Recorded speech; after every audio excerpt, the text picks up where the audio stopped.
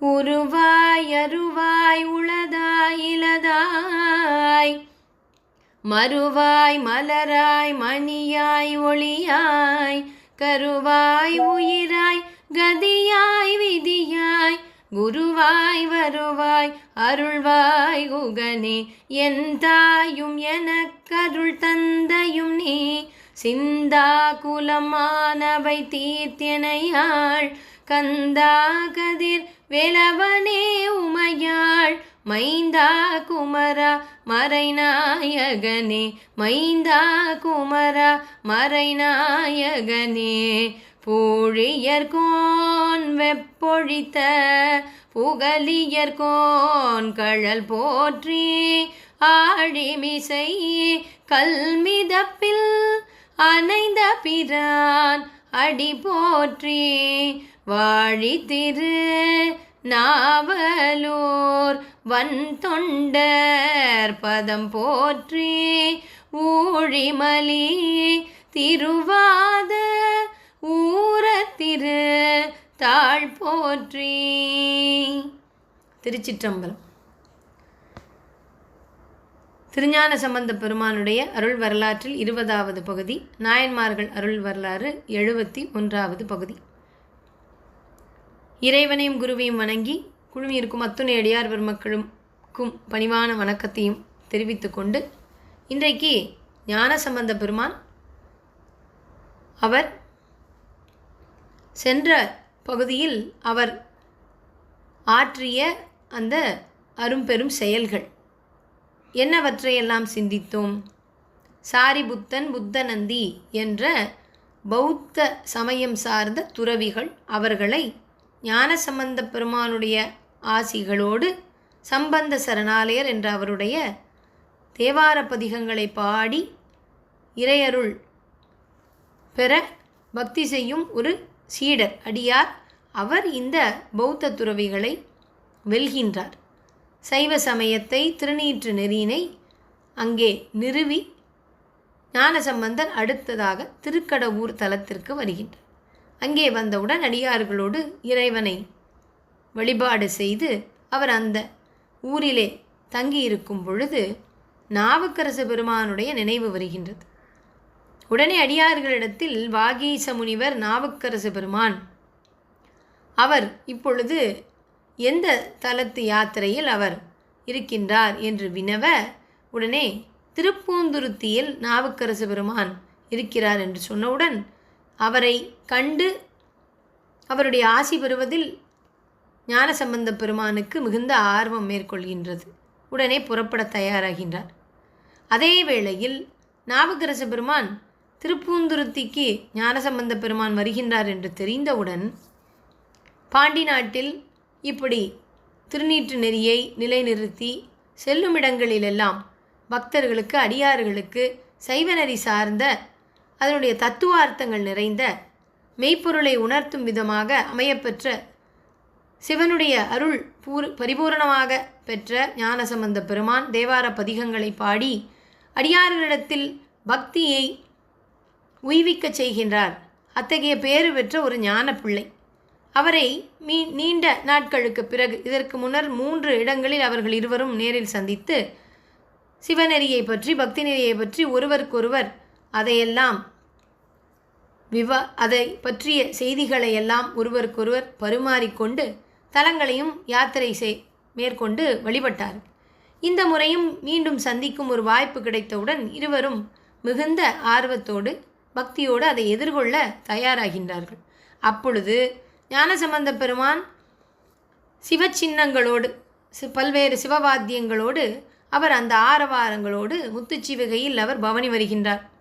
அடியார்கள் எல்லாம் அவரை அழைத்து வருகின்றார்கள். அப்பொழுது நாவுக்கரசு பெருமான் என்ன செய்கின்றார்? ஞானசம்பந்தர் பார்க்க வருவது நாவுக்கரசரைத்தான். நாவுக்கரசரும் என்ன செய்கின்றார்? ஞானசம்பந்தரைத்தான் பார்க்க செல்கின்றார். ஆனால் அவர் எப்படி அவரை எதிர்கொள்ளப் போகின்றார்? எப்படி வரவேற்கின்றார்? அடியார் தொண்டு செய்கின்றார். ஞானசம்பந்த பெருமான் எத்தகைய ஒரு சிவனடியார், சிவன் அருள் பெற்ற ஞானப்பிள்ளை என்பதனால் எல்லா அடியார்களுக்கும் சரியை மார்க்கத்தில் நின்று அடியார் தொண்டினுடைய மகத்துவத்தை அதனுடைய மேன்மையை உணர்த்தும் நாவுக்கரசு பெருமான் அதை தானே அதற்கு ஒரு உதாரணமாக இருந்து இந்த சந்தர்ப்பத்தில் அதை மற்றவர்களுக்கு தெளிவுபடுத்துகின்றார். ராவணனுடைய பக்தியானது சிவபக்தி சிறந்ததுதான். ஆனால் நான் பக்தி செய்கின்றேன் என்ற ஆணவம் அவனுக்கு மேலோங்கி இருந்ததனால் ஒரு காலகட்டத்தில் அவனுக்கு சிவபெருமானை விட அவன் இருக்கும் அந்த தலங்களையெல்லாம் விட, அவன் நிலை பெற்றிருக்கும் இடங்களையெல்லாம் விட அவனுடைய அந்த மேலான எண்ணமே அவனுக்கு ஒரு கேடாக அமைந்தது. அவன் தன்னை பற்றி எண்ணிய அந்த ஒரு கர்வம், தான் பக்தி செய்கின்றேன், தன்னுடைய பக்தி சிறந்தது, அதனால் சிவபெருமான் தன்னை எதுவும் செய்துவிட மாட்டார், அவர் நம்முடைய பக்தியில் மயங்கி தனக்கு எல்லாவித நலனையும் தான் அருளுவார், தன்னுடைய தப்புக்களை தவறுகளை அவர் தண்டிக்க மாட்டார் என்ற ஒரு அறியாமையில் இருந்தான் ராவணன். இந்த பகுதியில் நாம் முதலில் வாகீச முனிவர் நாவுக்கரசரை பார்க்க ஞானசம்பந்தர் அவர் ஆவல் கொண்டார் என்று நாம் சொன்னோம்.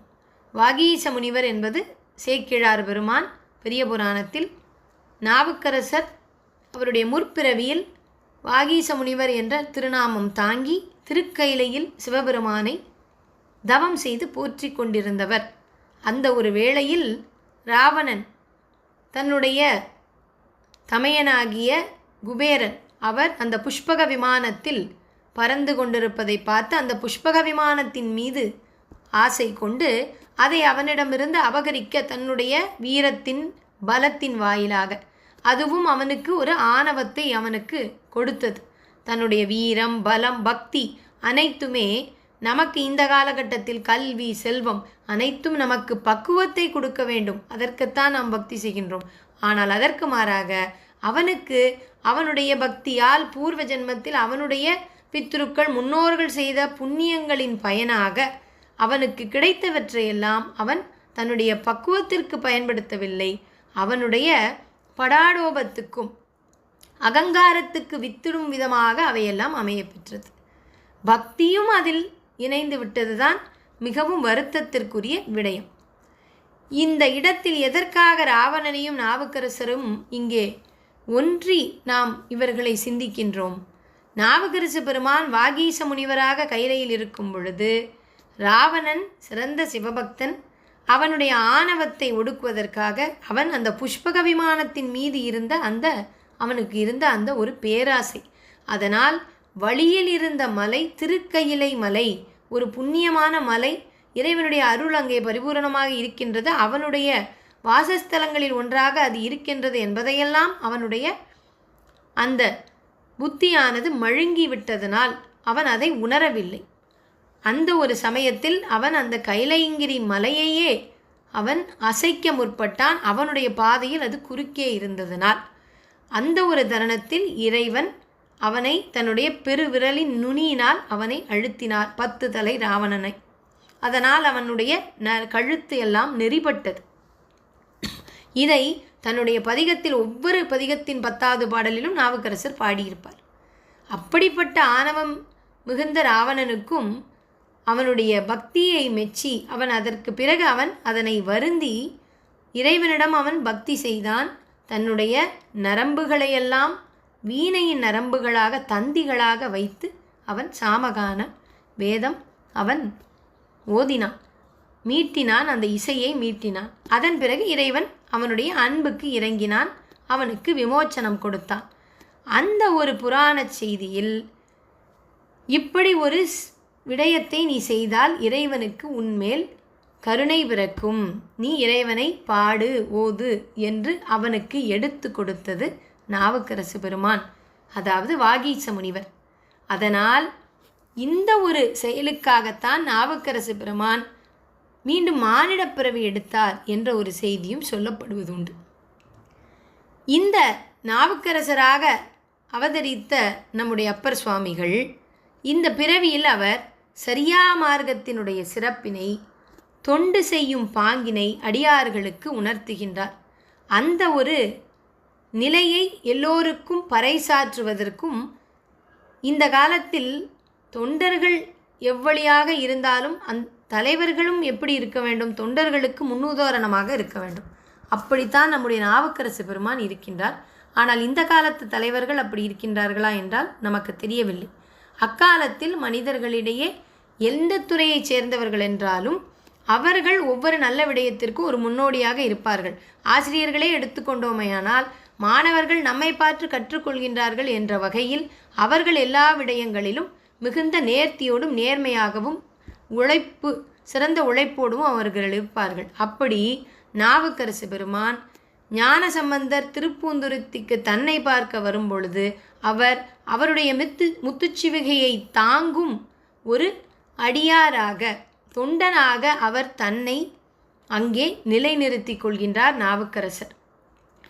ஞானசம்பந்தருக்கு தன்னுடைய முகம் தெரிந்துவிடக்கூடாது என்று தன்னுடைய முகத்தினை நிலத்தை பார்க்க அதனை குனிந்து கொண்டே அவருடைய முத்துச்சிவிகையின் அந்த கம்புகள் இருக்கும் அல்லவா, அவற்றை தாங்கிக் கொண்டு அவர் ஞானசம்பந்தரை ஊர்வலத்தில் அவர் அழைத்து செல்கின்றார்.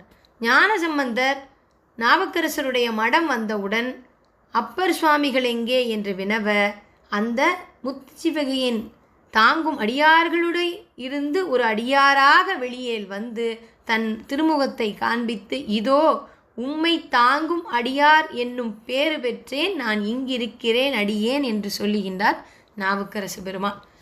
ஆக சரியா மார்க்கத்தினுடைய சிறப்பு தொண்டர் குழாமுக்கு தொண்டு செய்யும் ஒரு மேன்மை மிகுந்த மகத்தான பாங்கு, அதைவிட ஒரு சிறந்த சிவத்தொண்டு எதுவும் இல்லை என்பதனை வருங்கால தலைமுறையினருக்கு, மற்றைய சிவனடியார்களுக்கு தானே ஒரு முன்னுதாரணமாக இருந்து நாவுக்கரசு பெருமான் செய்கின்றார். ராவணனுக்கு இவர் உதவி செய்ததாக இவர் மேல் இறைவன் ஒரு விடயத்தை குறிப்பிட்டு அதனால் இவருக்கு அடுத்த மானிட பிறவி கொடுத்ததாக ஒரு புராண செய்தி நமக்கு இருக்கின்றது. அந்த பிறவியில் நாவுக்கரசர் ராவணனுக்கு உதவி செய்தார்.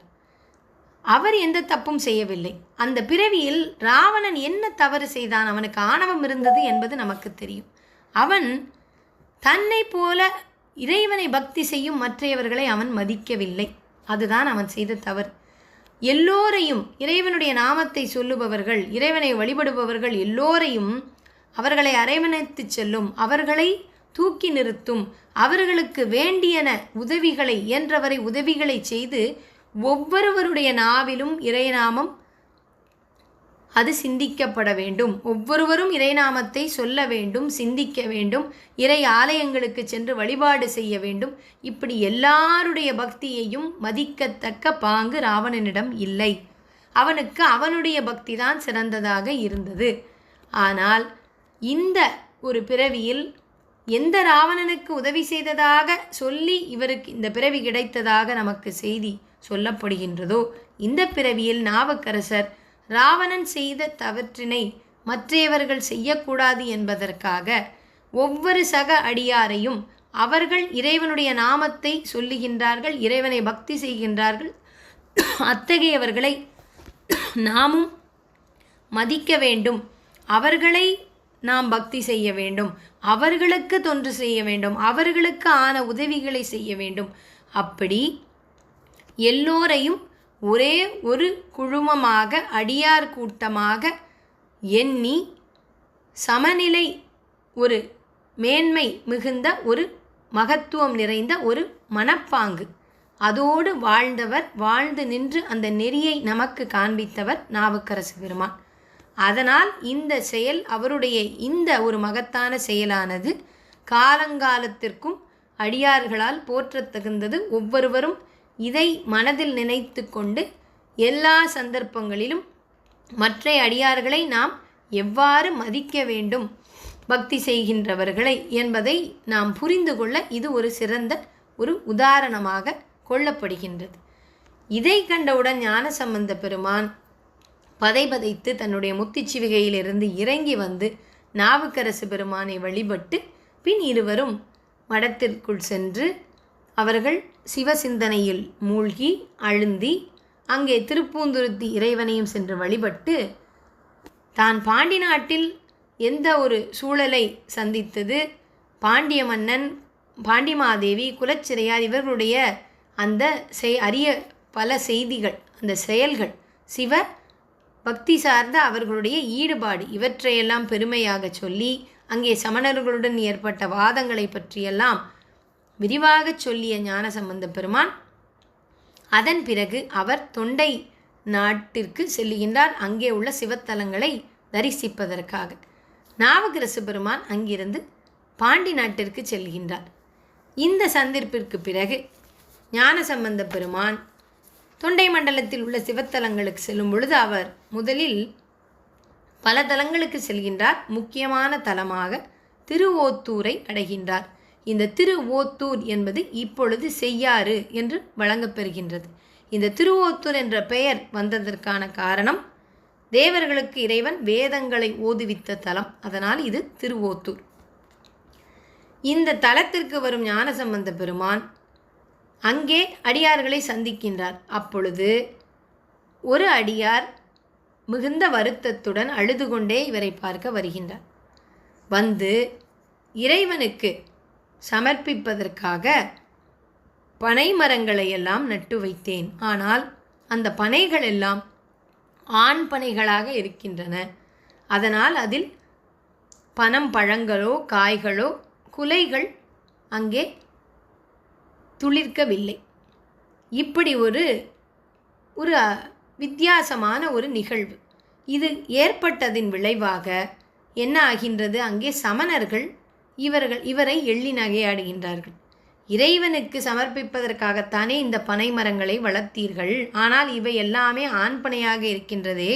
உங்களுடைய சிவபெருமானிடம் வழிபட்டு அதில் குலைகள் காய்கள் பழங்கள் எல்லாம் அவை பூத்து குலுங்க நீங்கள் வழி செய்ய வேண்டியதானே, அப்படி என்று எள்ளி நகையாடுகின்றார்கள் சமணர்கள்.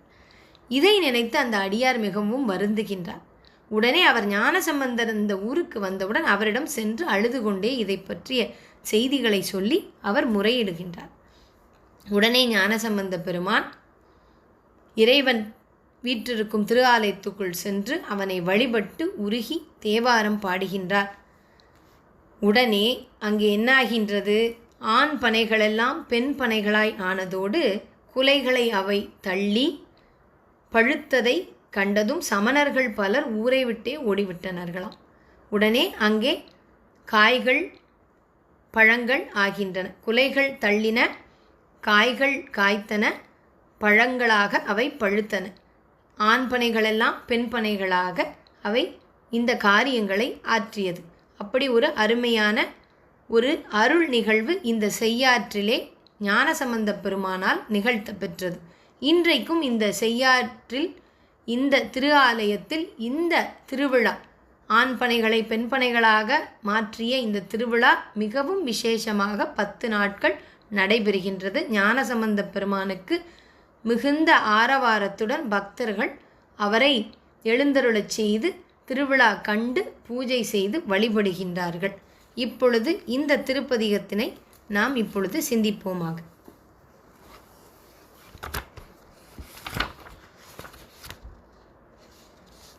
பழந்தக்கராக பண்ணில் அமையப்பெற்றிருக்குது. இங்கே இறைவன் வேதநாதேஸ்வரர், இறைவி இளமுலை நாயகி, இங்கே தலவிருட்சம் பனைமரம். நடுநாட்டிலிருந்து பாண்டி நாட்டு தலையாத்திரைக்கு தொடங்க முற்பட்டு திருவோத்துரை அடைந்தார் ஞானசம்பந்தர்.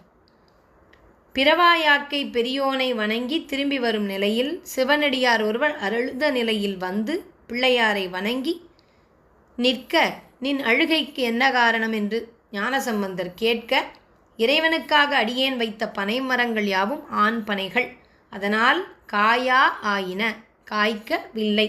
இந்நிலை கண்ட சமணர்கள் நீவிர் வைத்து பயிரிட்ட இந்த பனைகள் எல்லாம் காய்க்குமோ என்று ஏளனம் செய்கின்றார்கள். என் மனவாட்டத்திற்கு இதுவே காரணம் என்று கூறியவுடன் கோயிலுக்குள் புகுந்து ஞானசம்பந்தர் பூர்த்தேர்ந்தாயன என்ற திருப்பதிகம் பாடுகின்றார். இந்த திருப்பதிகத்தின் உள்ள 11வது பாட்டு, அதாவது திருக்கடைக்காப்பில், இந்த பதிகத்தினுடைய பலனாக அங்கே ஆண் பனைகள் பெண் பனைகளாக ஆனது, குலைகள் தள்ளியது ஆகியவற்றை உணர்த்துகின்றார் ஞானசம்பந்தர் அந்த திருக்கடை காப்பில். அப்பனைகள் யாவும் குலைகளை தள்ளின. சூழ்ந்து நின்ற அடியார்களும் பிறமக்களும் கண்டுகளித்து ஆச்சரியம் உற்றனர். இந்த அதிசயத்தை கண்ட சமணர்கள் தம் கைகளில் இருந்த குண்டிகையை தகர்த்தெறிந்து சைவராயும் மாறினர். சிவனார் பெருமை போற்றினர். இந்நிலை கொள்ளாத சிலர் நாட்டை விட்டு ஓடினர். குலைகள் அற்ற அந்த ஆண்பனைகள் குலைகள் ஈன்றது.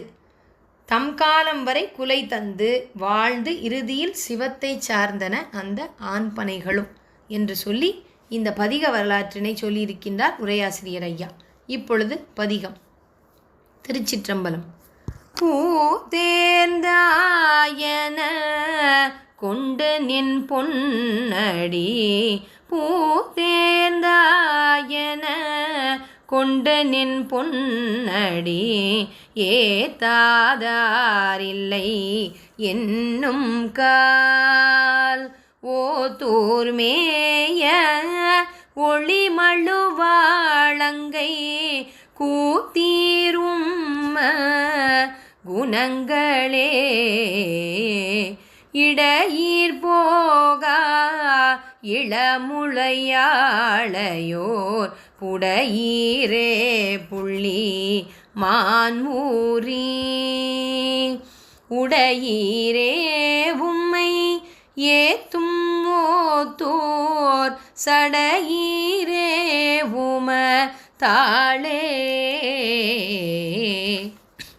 உள்வேர் போல நொடிமையினார் தீரம் கொள்வீரல் குல் ஓர் கோவனம், ஒள்வாளை கனி தேன் சொறி ஓத்தோர் கள்வீரேமே ஊம காதலே, நன்றானான் மறையானோடு மாலுமாய் சென்றார் போலும் திசையெல்லாம்,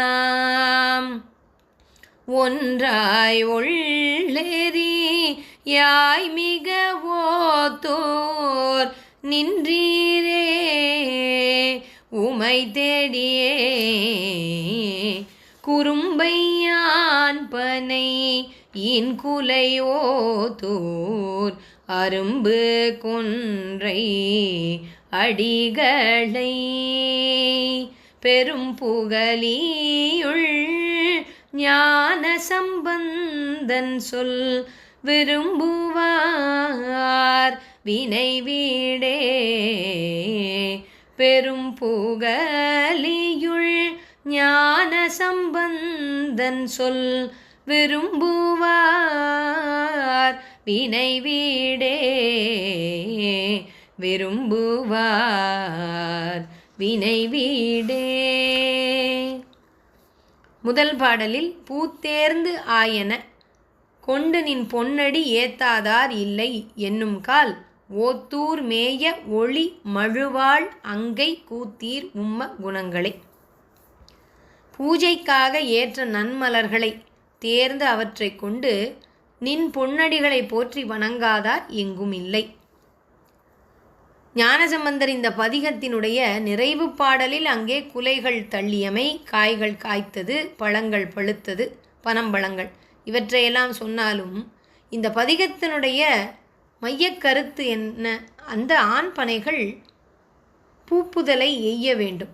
அதனால் அவருக்கு இறைவன் எப்படி அருளி இந்த முதல் பாடலிலேயே அத்தகைய ஒரு மங்களகரமான ஒரு நிகழ்வு நிகழ வேண்டும் என்பதனை இவருடைய பதிகத்தின் வாயிலாக அவருக்கு ஆசி கூறி பூத்தேர்ந்து ஆயன, பூக்கள் என்பதே மங்களப் பொருள்.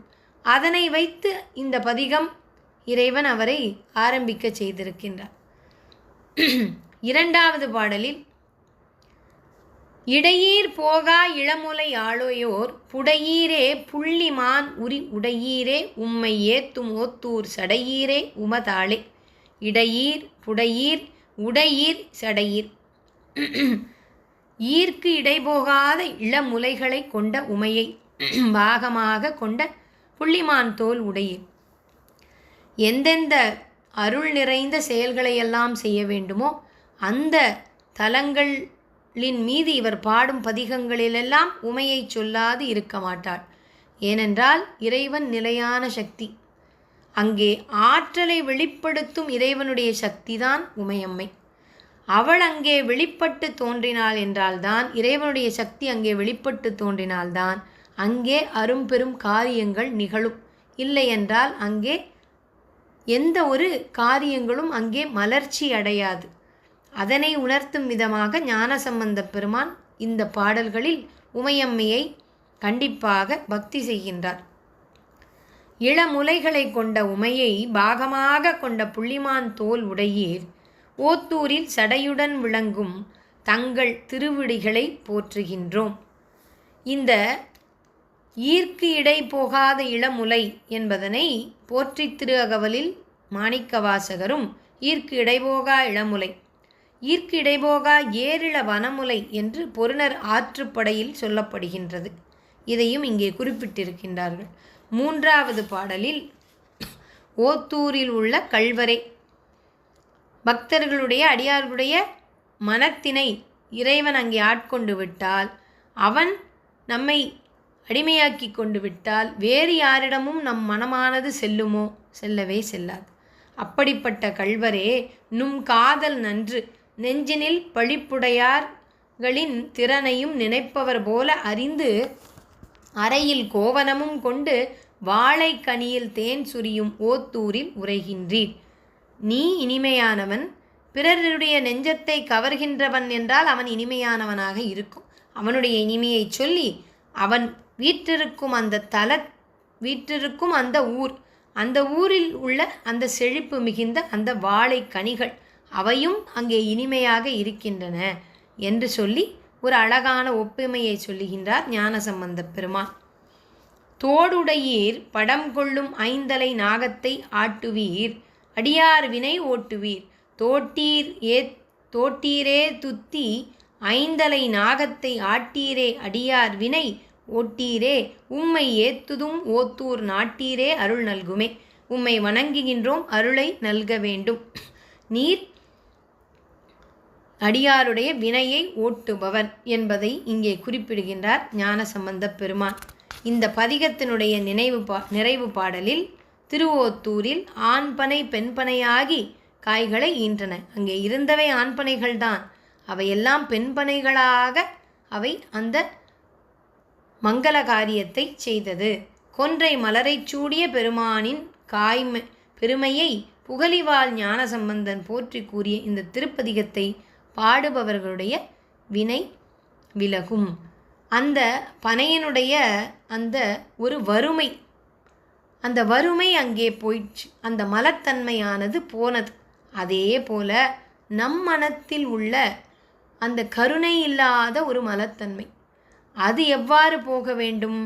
இறைவனை வழிபடுவதனால், அவனுக்கு அடிமைத்திறம் பூண்டுவதனால்.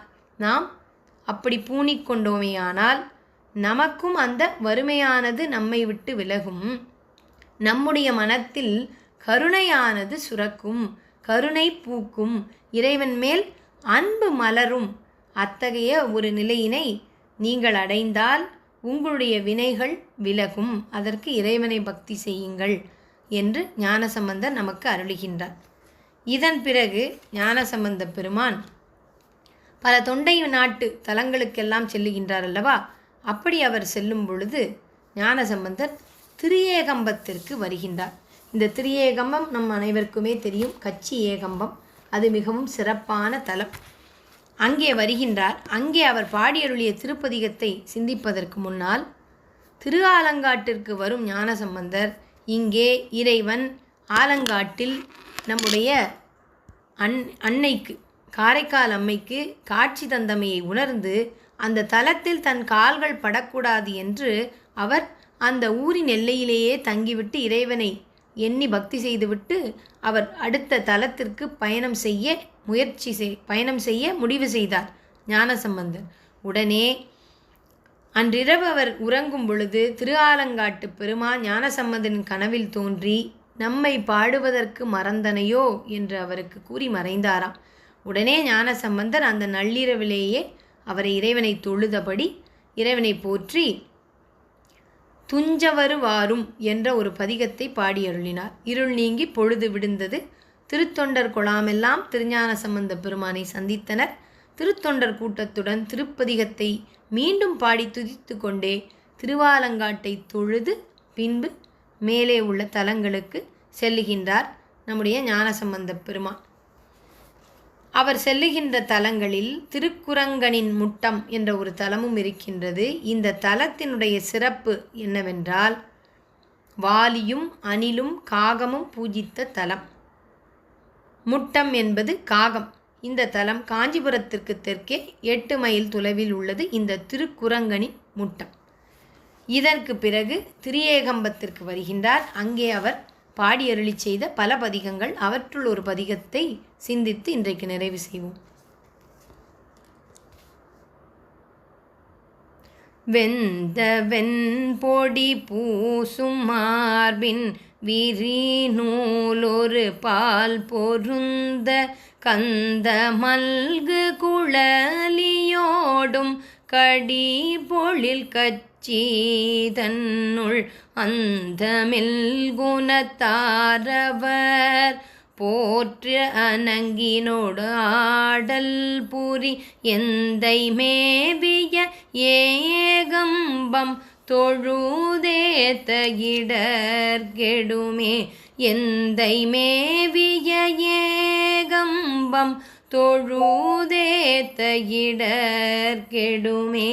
வரம் திகழும் அவுணர் மாநகர் மூன்றுடன் மாய்ந்தவிய சரந்துரந்தெறி செய்த தாழ்சடை சங்கரன் மேய இடம் குருந்த மல்லிகை கோங்கு மாதவி நல்ல குராமரவம் திருந்து பைம்பொழில் கச்சி ஏகம்பம் சேர இடர்கெடுமே. சாகம் பொன்வரையாக தானவர் மதில் சாய எய்து ஆகம்பென்னொரு பாகமா அறவோடு நூலணிந்து மாகம் தோய் மணி மாட மாமதில் கச்சி மாநகருள் ஏகம்பத்துரை ஈசன் சேவடி ஏத்த இட கெடுமே. ஏறினார் பொழில் சூழ்ந்த கச்சி ஏகம்பம் மேயவனை காரினார் மணி மாடம் ஓங்கு கழுமல நன்னகருள் பாரினார் தமிழ் ஞான சம்பந்தன் பரவிய பத்தும் வல்லார் சீரினார் புகழோங்கி விண்ணவர் ஓடும் சேர்பவரே. சீரினார் புகழோங்கி விண்ணவரோடும் சேர்பவரே. திருச்சிற்றம்பலம். இந்த திருக்கச்சி ஏகம்ப பதிகத்தில் எந்தை மேவிய ஏகம்பம் தொழுது ஏத்த இடர்கெடுமே என்று திருவாய் மலர்ந்தருளியிருக்கின்றார் ஞானசம்பந்த பெருமான். வெந்த வெண்பொடி பூசும் மார்பின் விரி நூல் ஒருபால் பொருந்த கந்தமல்கு குழலியோடும் கடிபொழில் கச்சிதன்னுள் அந்தமில் குணத்தார் அவர் போற்ற அனங்கினோடு ஆடல் புரி எந்தை மேவிய ஏகம்பம் தொழுதேத்த இடர்கிடுமே. திருவிண்ணீர் பூசியவன் திருமார்பில் முப்புரி நூல் கிடந்து இலங்க நறுமணம் கொண்ட குழலையோடு பொருந்த கந்தமல்கு குழலியோடும், கந்தம் என்பது மனம், அந்த மனத்தோடு பொருந்திய கூந்தலோடு வீற்றிருக்கும் உமையம்மை.